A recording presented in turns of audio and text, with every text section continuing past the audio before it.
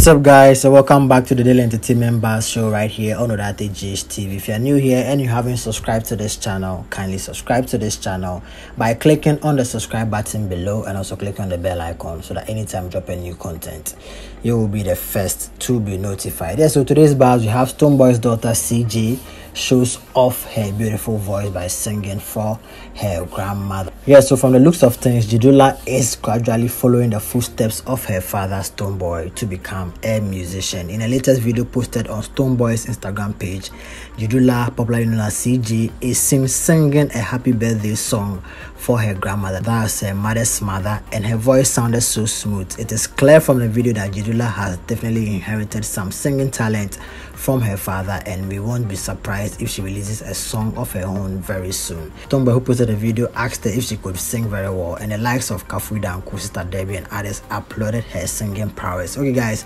watch the video and also don't forget to also drop your comments in the comment section below. Happy birthday to Grandma. Happy birthday to you. Thank you. Beep, beep, beep, beep.